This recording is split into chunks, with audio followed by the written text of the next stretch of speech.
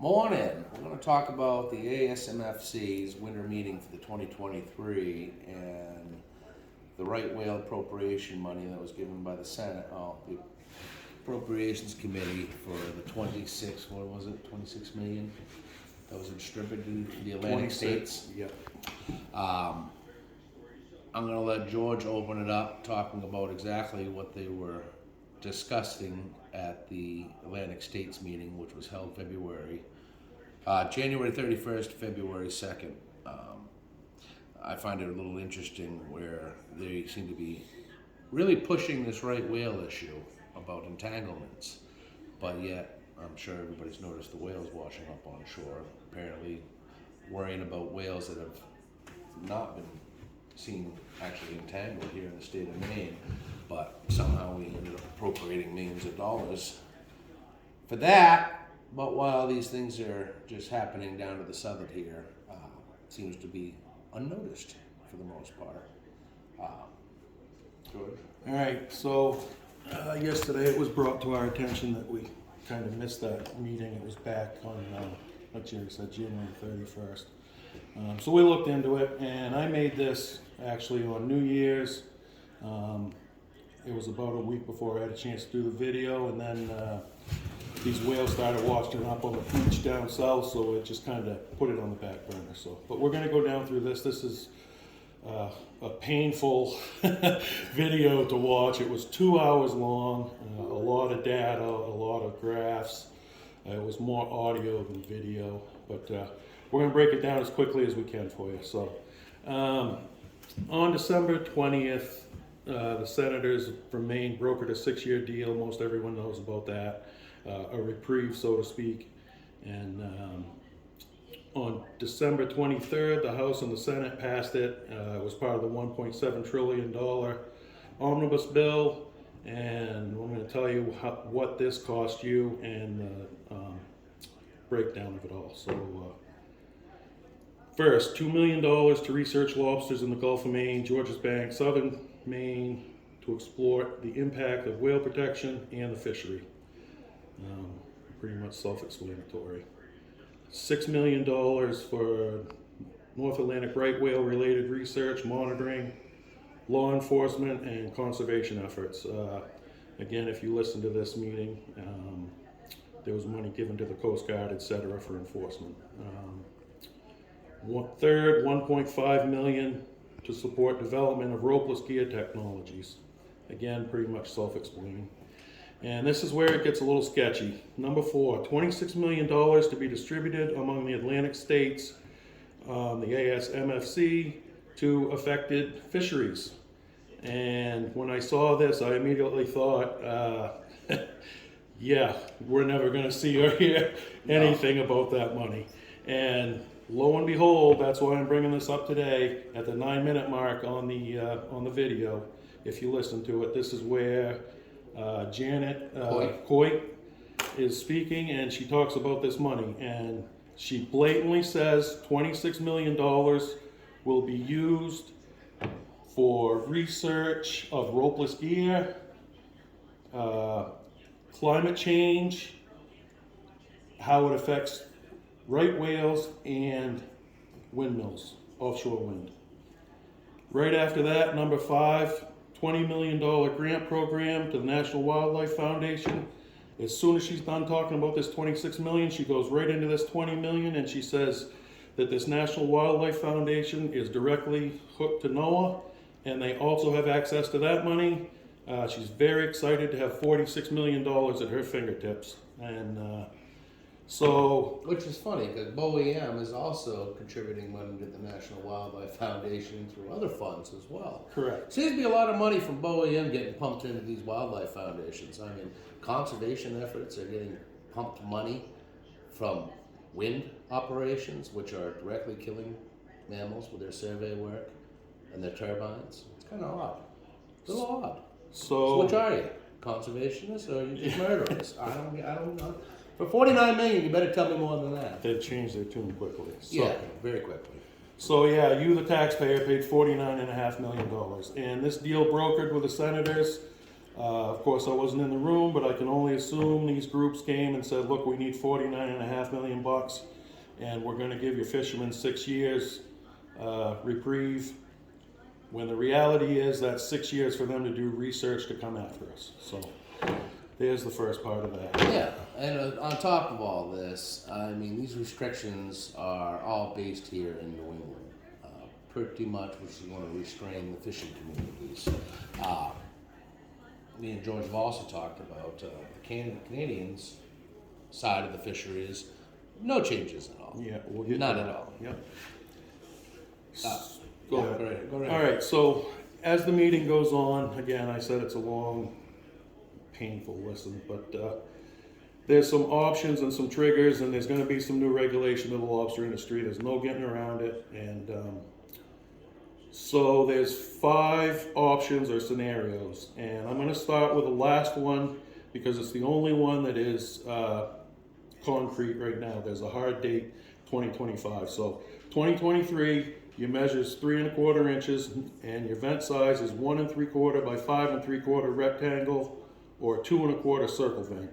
No changes this year. 24, again, no changes. 2025, concrete change, 3 5/16. They're gonna add a 16th to the gauge.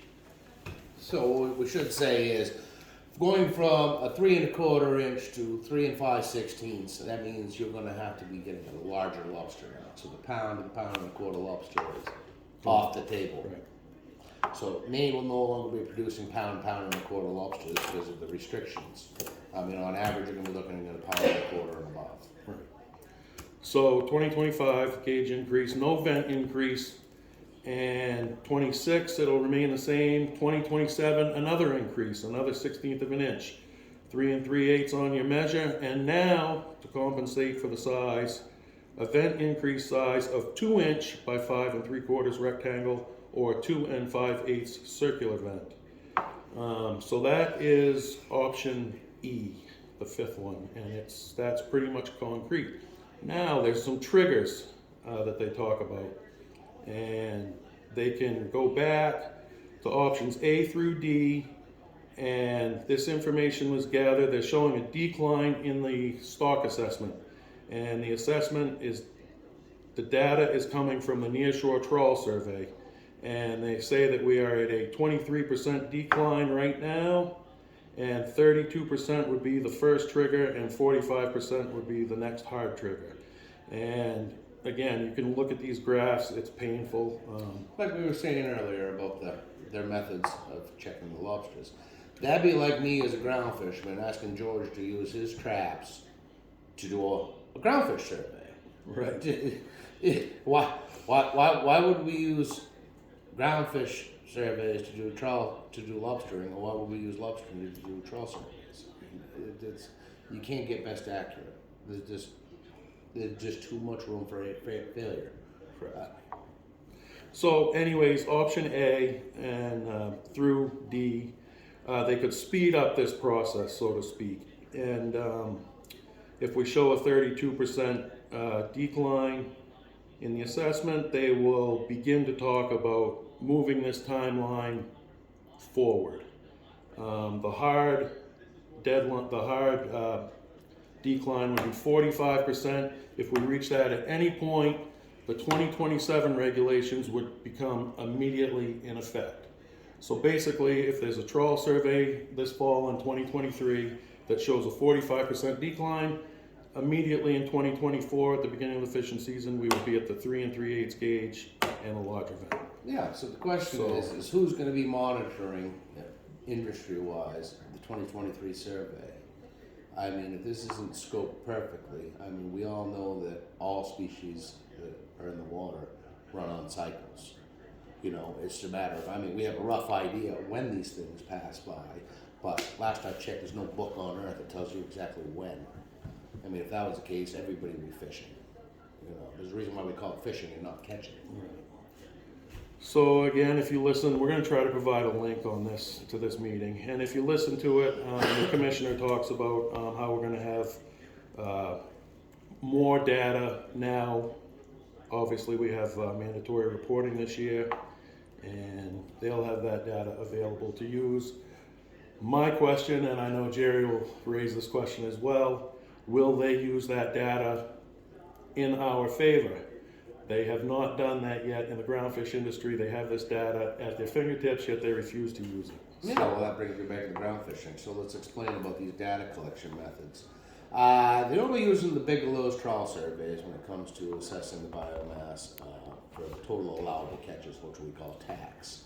So even though I'm sitting there doing daily reports by 9 a.m. of where I'm catching these fish and the statistical area breakdown that they've given me by 9 a.m. doing my end of the trip trawls, EVTRs, which gives me a breakdown of every fish that I caught in every area, tow time, tow depth, everything else, not on the table when it comes time for management. So now if they can easily miscue, I don't know, what is there, maybe 50 active vessels left in New England, I go, what is it, 4,500, 5,400 lobstermen in the state of Maine? Yeah, roughly. So if they can't even do it for 50 of us, you really think they're going to do it for 5,400 of them? So that brings us to the tracking and the tracking device. People have been asking me this question. I didn't have an answer until last night when I watched their video, and all federal permit boats will now have to have a tracking device before December 15th, 2023. That's the DMR's regulation. NOAA was quick to jump up and say, look, our season starts May 1st, so we want you to fast track that so that your boats need to have it by May 1st. And that's a cost. On the audio, I could not see if the commissioner was in favor of or opposed to, but I never heard anybody say no to anything at all during any of it. So some more information on that. There's 4 possible devices. One was satellite, 3 were cellular. 2 have been approved, 2 have not, but they are confident that the ones that have not will be approved. And NOAA is pushing for everyone to buy the satellite version. Obviously the most expensive, they admitted it would be the most expensive, because they want to link that to the ropeless gear, soundings or whatnot. So basically that will be linked to your tracker. If I have a trawl with a buoy on one end and a ropeless contraption on the other that's putting out a signal, basically if Jerry comes towing along, he'll be able to see on his computer where my gear is. Also, other lobstermen will be able to do the same, so they can avoid each other. Yeah, so what happens to self-proprietor? And the information you've learned over the course of your fishing careers is what determines you to be a better fisherman. That's why, some guys work in the bay, some guys work offshore. It's called, that's what gives us free range to move around. And we're self-proprietors. Everybody's boat and everybody's permit is their own industry, their own business. And now you're going to say that's like going up to Coca-Cola or asking Coca-Cola, give me the recipe to Coca-Cola. Exactly. Coca-Cola going to go to, I can tell you what Coca-Cola's going to tell you. That's what they're going to tell you. It's just common sense stuff. I mean, they're asking for things that were no longer any of their, it's private information. It's technically private information. I mean, like I said, we're already doing all of these surveys with no industry feedback. I mean, even in the ground fishing industry. I mean, guy like me, been at sea for 21 years. They'll tell you to go to the meeting.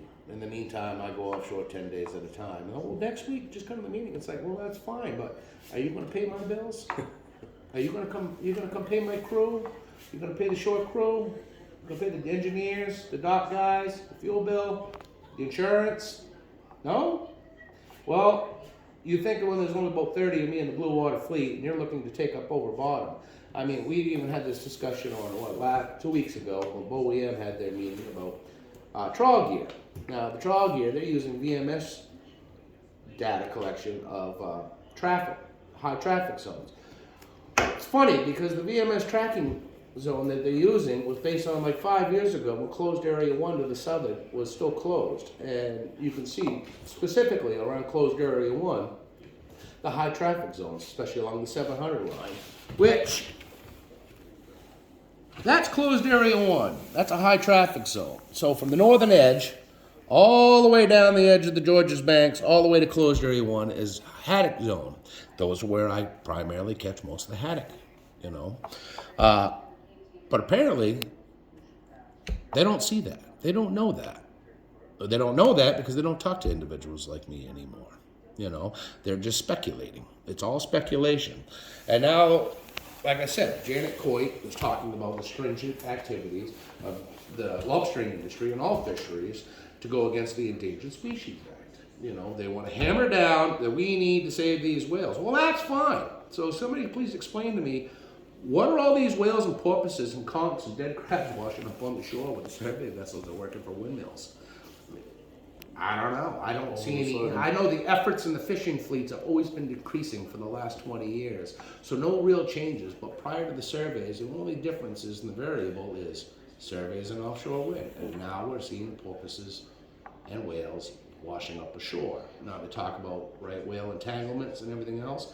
Well, that's fine. So why are you appropriating bottom to be used for windmills in zones that were northern Atlantic right whale habitats?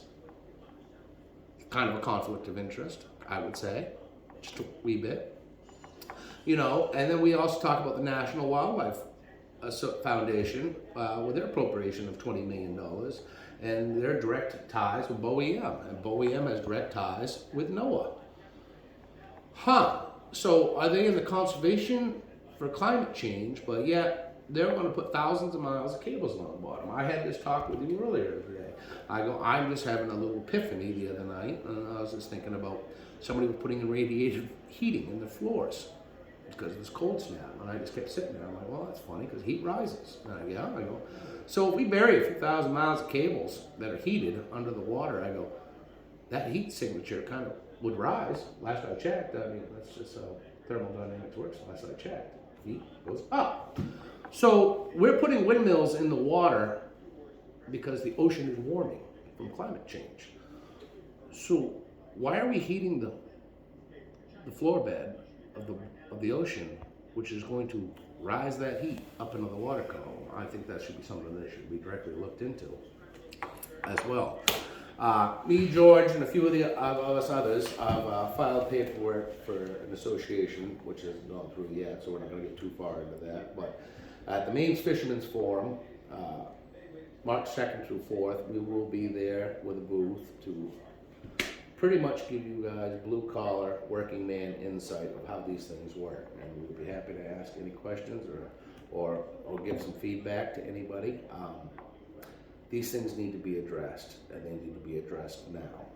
I mean, pretty much from all I'm gathering is this is just a bulldozing mechanism just to get everybody out of the way for mineral rights and windmill rights for energy. And the public seems to be eating these things up pretty good. I mean, I was watching Seaspiracies the other day, which was a documentary put on about how bad ground fishing was, or otter trawling was, to coral. I don't think anybody really recognizes there's really no coral beds here in New England. Last I checked. There's one place called the Trees, which is down east, which nobody tows at all. Because you can't tow there. Because if you towed there, you would have no twine and your gear would be damaged. And at $35,000 a piece, I can promise you, you ain't going to get a retry. So, if you drained all the water out of the Gulf of Maine, pretty much you're going to come up with ledges, mud edges, gravel banks, sand bottoms, sand humps, pinnacle bottom, sea mounds. There is a kelp bed, don't get me wrong, it's on Amen Rock, it's in the Cassius closure, but that place has been closed for almost, 25 years now. They're not opening it to anybody time soon. And unless you can tow on a piece of bottom with an angle this big, which ain't ever gonna happen, I'm pretty sure it's safe. I mean, even as good as I am, there's no way in the world I'm even gonna try to attempt that one. So, now we got restrictions on all these things. And like I said, these survey vessels are sending down these pings which directly affect these animals. And the magnetic interference, well, you already see the research that directly affects the reproduction and everything else. And they slow the juvenile fish down. I mean, they're not even going as far as recognizing that the inshore waters all along Maine to Massachusetts are a nursery for our natural sustaining resources. There's a reason why if you go down to the wharf with your children and you're sitting there jigging under the wharfs at low water, and you see these little pollock, you see these little fish. That's why the mackerel and everything come up on the shore every year. These are spawning grounds, estuaries. All these things matter. And now we're going to run magnetic interference across all these things. We're going to have direct effect. And not to mention, like I said, the soundings from survey work. I mean, if you were to set off one of those sonars above the water within, I think I was talking to an individual the other day. They said anybody within what was it? I want to say it was 200 yards. If it didn't make your brain dead, you would have a severe concussion and be knocked out. Now imagine that being under the water and what that does to whales and everything else, which brings me up to the necropsy reports done by these whales. They say they were struck, one of the whales was struck by a vessel. Very well could have been. But here's another thing. You do know that the whales, when they're dead, they float and they're black, correct? So you're speculating on saying that that whale died from a vessel strike, but you didn't do a necropsy report to check the internal organs or its ear cavity. So how do you know that that whale wasn't already dead from the impact from sonar and just happened to be floating? You know, like I told George the other day, that'd be like driving down the tar road without your headlights on with a black deer sitting there dead in the road. It might have already died from natural causes, but then if you ran it over, so did it die from being run over, or did natural causes already cause it? You don't know, you're speculating. And that's the same thing they're doing with these necropsy reports. I mean, unless they do a full report explaining how these whales died, and I mean detailed, it's all speculation. And in the meantime, $49.5 million, has been appointed to make sure that the northern Atlantic right whale is secured and safe from the fishing industries. I don't hear anybody complaining about the whales washing up down to the southern. Odd. Very odd. And like I said, we will be all together March 2nd to the 4th, the Maine's Fishermen's Forum. Where do they have it? Samoset. At the Samoset Resort. If anybody wants to reach out and get in contact with us, we'll make sure that we, our profiles we're being very transparent here. I mean, anything you need to know about us is pretty much on our profiles, so feel free to look at them, share them. People need to get involved, community needs to be involved. I mean, these are real questions. We're talking about sustainable resources for our nation that have a direct impact, and not to mention our communities and the economics and the commerce of how we work here in the New England Seaboard. These things, people don't stop to take into effect the real impact here. It's virtue signaling to the max, and it's based on little to no data collection. Like I said, I mean, I've had put videos out about the surveys done this fall for the ground fishery. I mean, this is just crazy. Would be an improvement. So I just want to finish how they wrapped up their meeting or whatever here. I've got some side notes here. There's been 3 recent new entanglements, I guess, and they talk about those. And one was in Canada. And the question was raised, where were these? Where did the gear come from? And did you recover gear? And there was a long pause by the NOAA affiliate. And then she reluctantly answered the question that there's 3 new entanglements. One was recovered in South Carolina, and the other one, I believe, in Virginia. And someone asked where the gear is. They'd like to see it. And again, a long pause. And the people that have untangled these whales have the gear. And you can be assured they're getting it to the proper authorities in their 45 days in their region, and then it will be forwarded to NOAA, and they then have 45 days to determine where this gear came from and what happened. So that's about recent entanglements. yes, and I've got a message saying that it was large nylon on one of the whales, which is kind of funny because me as a ground fisherman, we don't use large nylon rope for anything. Really? And I don't ever remember you guys using, I've been around lobstermen for my entire life, and I don't ever remember anybody using large nylon rope. But I do know survey vessels do. That's kind of odd. So gill netters, they also put them in this fixed gear category. You guys are going to have to, they didn't talk much about it. Basically, you're gonna have to use weak rope. It's gonna go all the way to your anchor or your end, and more closed areas for you guys, as if you don't have enough to worry about already. So. And to top it all off, Canada has Yes. no Oh, restrictions. yeah. Actually, I left that out. I need to. I need to back up. I'm glad you brought that up, Jerry. So, in amongst all this, somebody did bring up the Magnuson-Stevens Act, and they quickly moved on to the fact that Canadians, you guys are all set when we go to our measure increase up here of 3 3/8.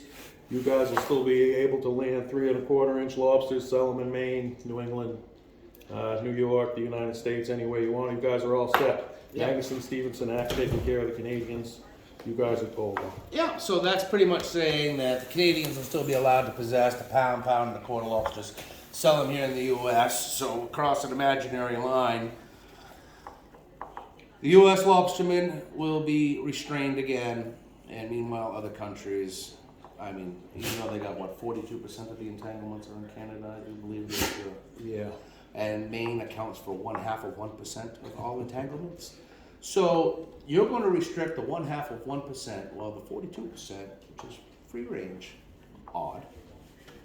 Now, seems a little biased to me, but that's just one man's opinion. So just a couple quick side notes here.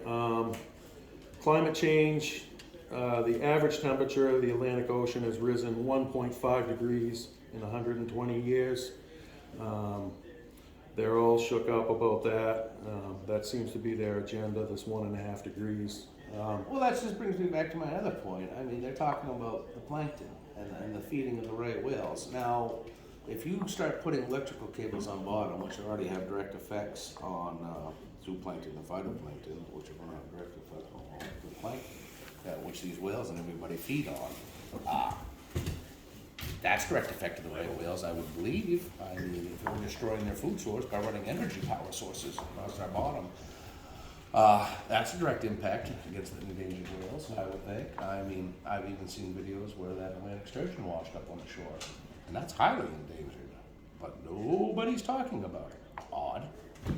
So, yeah, and then they close out obviously they want to continue to talk about ropeless gear, and offshore wind is the quickest way to offset climate change. That's their narrative. They've been beating the drum. And fishing, commercial fishing is still the #1 threat to the right whale, and ship strikes are the #2 threat, according to. Yeah, and I should just like to throw this out there. That's closed area 1. So I know BOEM likes to use the VMS units from 5 years ago and says there's really no efforts in these areas. Well, does that edge of the northern edge of Georges Banks all the way down the edge of Georges Banks to closed area 1 look like it's not being used? Because it might have been across there once or twice. Like we said, if there's any questions, you're more than welcome to reach out to me and George. We're trying to post a link on this. We'll attach it to this video either in the comments or at the top, hopefully. Yeah, we're open books. We're trying to be as transparent with you guys as possible. I mean, it's just a matter of getting the facts out there. Hope everybody has a good day. Thanks for watching.